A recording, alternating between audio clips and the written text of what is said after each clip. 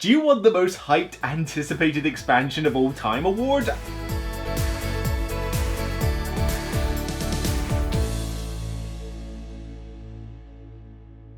Hi everybody, I'm Luke Hector from the Broken Meeple. If you like what you see, please consider thumbing up the video, subscribing to the Patreon to help me out with more review copies, or just leave a comment on the video about Star Wars Outer Rim, unfinished business, anything to do with Star Wars, frankly. It'd be good to hear your thoughts. We'll get on with the review in just a moment, but first, a quick word from the sponsor.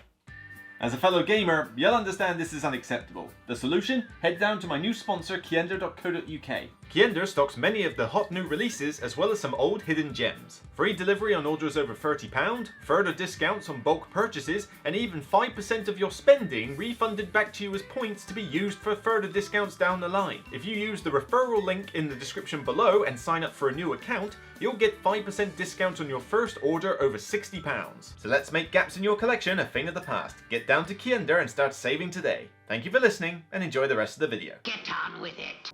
And of course, thank you to KIENDA for helping me out with a review copy of Unfinished Business to do this video for you. Now, do you want the most anticipated expansion of all time award? Yeah, just a bit.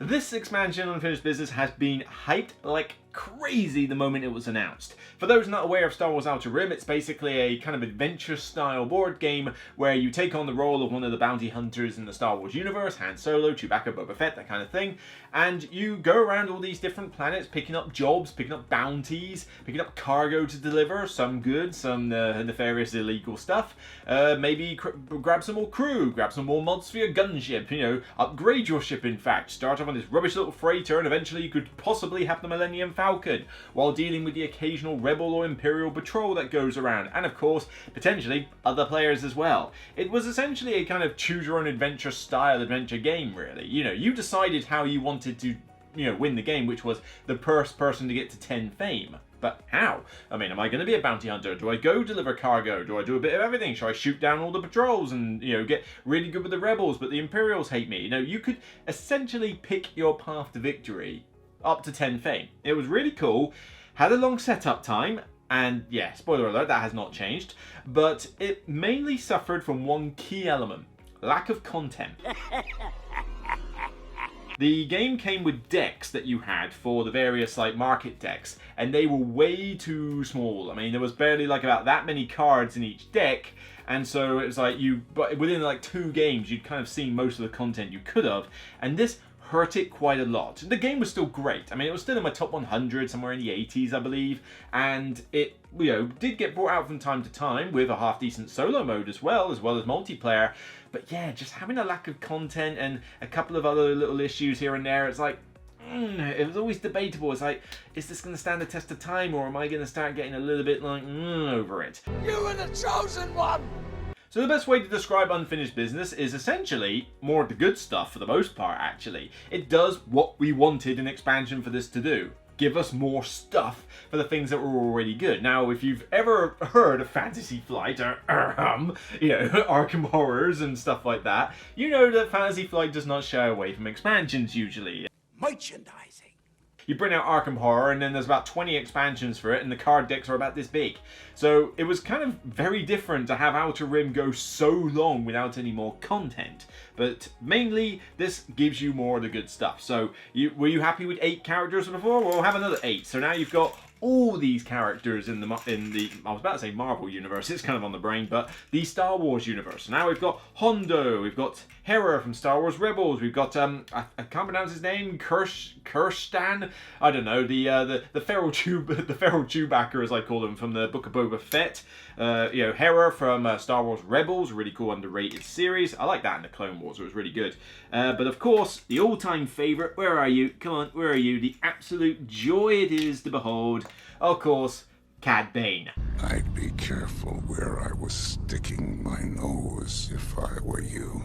I know I love this character. He's so awesome in the Clone Wars, and I loved what they did for him in the Book of Boba Fett, even if it was a bit short-lived. But still, really cool character. But now you've got these characters along with more ships to go with it, and yeah, you're kind of strapped for choice. I mean, some of these are starter ships. Let's say about that many are starter ships. you got a lot. You've got all these iconic ships, you know, from like that go with these particular characters. So you had the Millennium Falcon before, but now, for example, you can have Ghost, you know, Hera's ship if you've ever watched Star Wars Rebels. And so now you just basically have more choice in who you want to play. The market decks have also had a boost. Not a huge boost though. I was kind of hoping it would have more.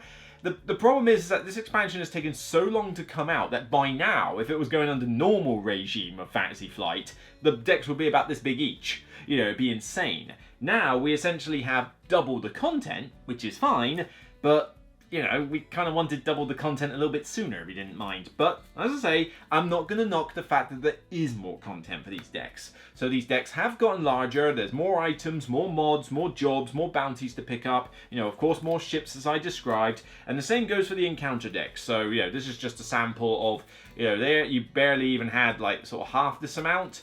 I think, yeah, barely like half this amount for each pair of locations. Well, now you've got double the content, so each of the planets now has even more encounters in them. All well and good. In fact, you've even got more planets that you can go visit, because you have these little end caps that you now replace on the map, which are the core worlds. So the core worlds are basically another type of planet you can go to, and they have their own encounter deck like this for them, which is great. But the main thing is that it fixes one big quality of life issue that the original game had.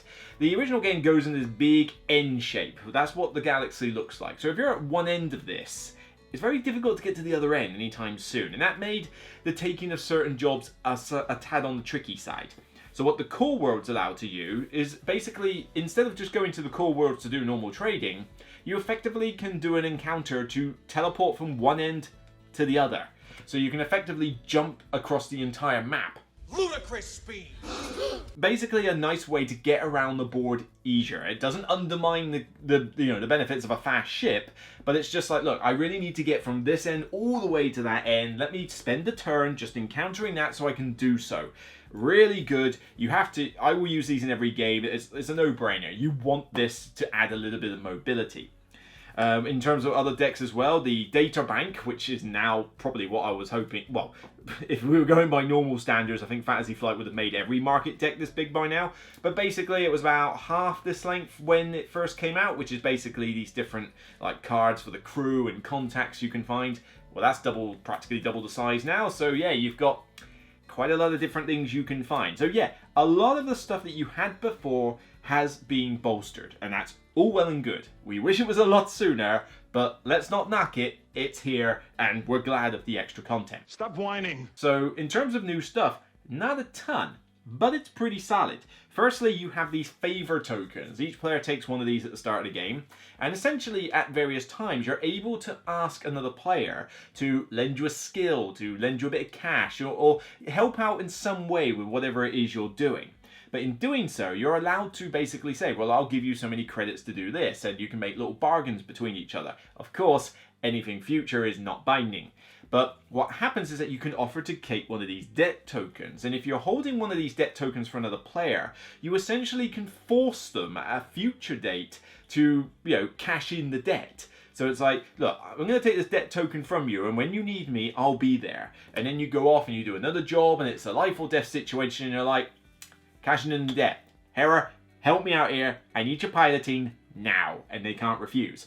So these are really cool. They add a nice little bit of interactivity in the game, because some people complain that in the previous, in the base set, you didn't do a huge amount with other players. You did some things, but not a lot. Well, now you do, because you're making these bargains as fairly frequently as you can. Because it's not like, oh, I helped you out with a skill. Oh my god, it's completely like giving you the game. No, they're usually quite small favours, so these pass back and forth relatively quickly, and you're playing bounty hunters and smugglers. Of course you're going to get into this kind of thing. It's quite hilarious, and certainly I wouldn't trust anybody with a future contract. I am altering the deal. Pray I don't alter it any further.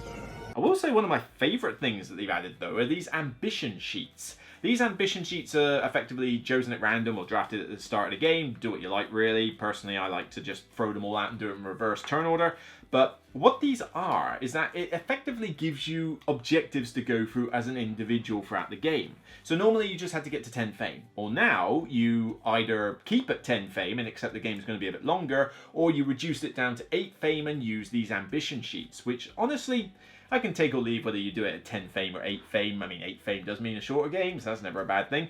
But the main thing is that each of these has objectives based on a type of character, and you essentially go through them in order or at various times, depending on what they are. Like, for example, Hero of the Rebellion. This is what I was last time.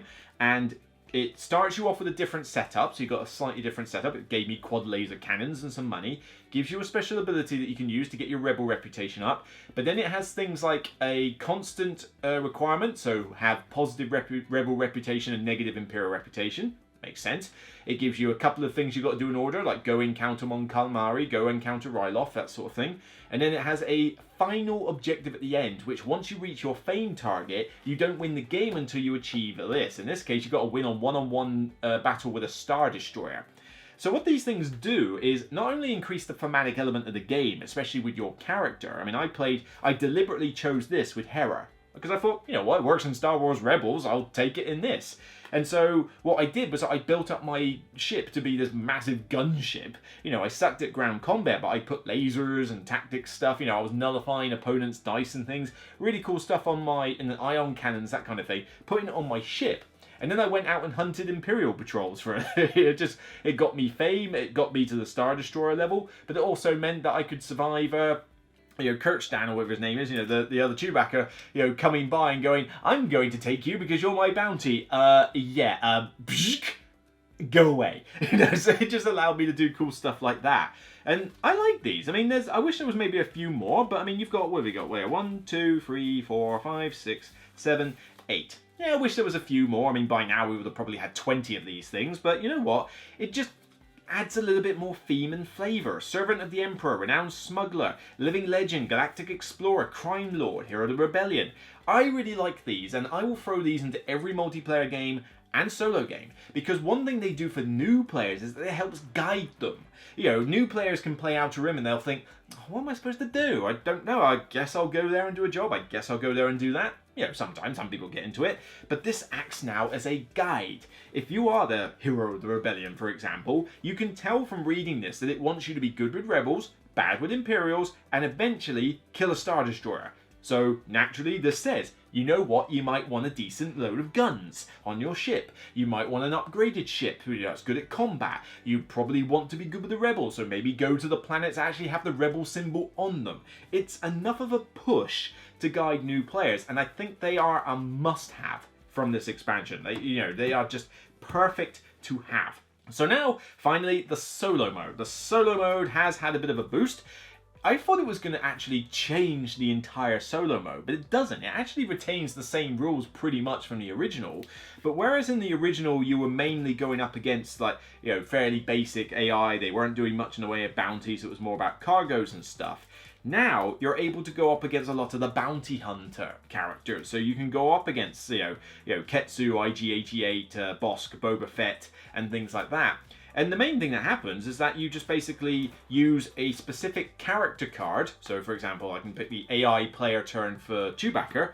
You shuffle it with the normal ones, and there's your AI decks. But it creates a deck that's a little bit unique to the character you're facing. So that every time the Chewbacca card comes up, I read it and it does a different sort of priority list to what it normally would. Just that little bit of extra flavour.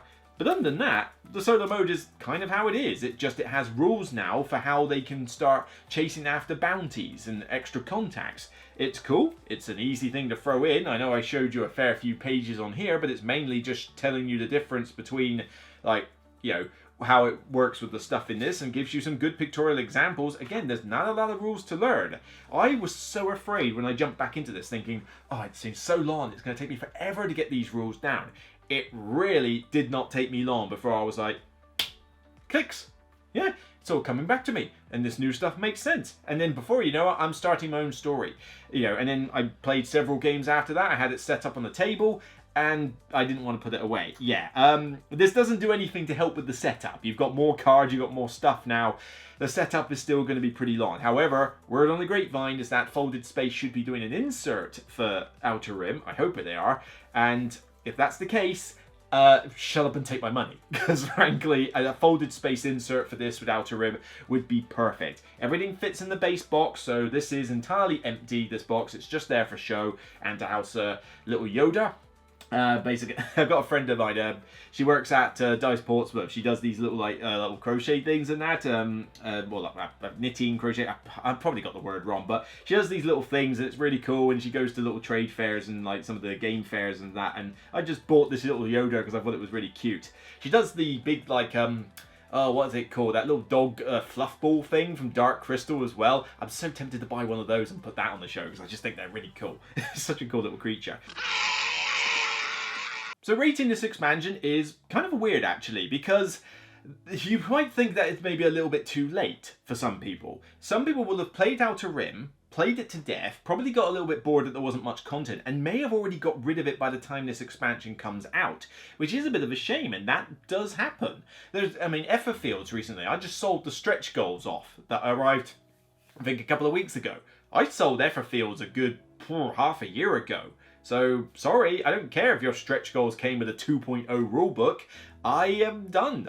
You had your chance and you blew it the first time. Outer Rim nearly blew it the first time with some people because of the lack of some of that content.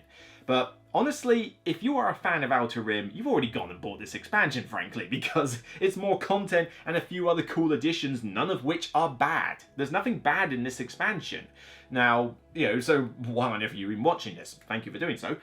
But I will say that this expansion is not what I call essential. If you are new to Star Wars Outer Rim, do not buy both of these at the same time. I don't advise that, because as much as this stuff is cool, adding to the content and bringing in the core world and stuff, it's not like it changes fundamentally your enjoyment of the normal game. If you don't like Star Wars Outer Rim, this doesn't suddenly change that. You will still dislike Outer Rim. This is more for fans of the game. If, like me, you enjoyed Outer Rim and it's one of your favourite games, this is a must-buy. It is like, you're gonna buy this. There is no reason why you wouldn't, frankly. It's more stuff, more coolness, extra really nice things, more solo deck and to be honest, I play this game more solo than I do multiplayer, and this just works wonders for me. Same for Paul Grogan, it's one of his favourite games ever. You can check out his solo playthroughs he's done of that. I can't remember if Slicker Drips has done one, but correct me if I'm wrong. But yeah, this one is not an essential expansion, but it's a damn fine one. It is just one that you've really got to get if you're a fan of Outer Rim. I'm giving it a solid 9 out of 10. It's not quite essential levels of expansion, but it is as close as it's going to get to a 9 out of 10. I certainly wish this came out earlier, and as much as it does add more content, you'd think that after all this time they would be able to bolster these decks up even more than this. It almost feels like it's like trickling it a little bit, but that being said, more content is still good, and the new additions are great. So that's it for me on this episode of The Broken Meeple. If you like what you see, consider thumbing up the video, subscribing to the Patreon to help me out with review copies, but mainly just leave a comment on the video about the Outer Rim game, the expansion. What are your thoughts? Do you agree, disagree? Who's your favourite character out of all this, and what ambition have you used it with? Certainly I'm calling votes on Cad Bane, Hera, and certainly I would say light and dark Chewie is how I'm going to call them now, but basically these characters are definitely, I'm going to say dark Chewie, really. But yeah, I got 3 favourites here. Who are your favourites? Until next time, you can check out more content on the channel, including another Beyond the Base Game video I did for Viticulture World, the new co-op expansion, but you can also check out a list I did for top 10 5-player games. This one doesn't do up to 5 players, which is kind of a good thing, but there are some alternatives out there. Take care, and remember as always, whether the Force is with you or not, it's still only a game. Bye for now.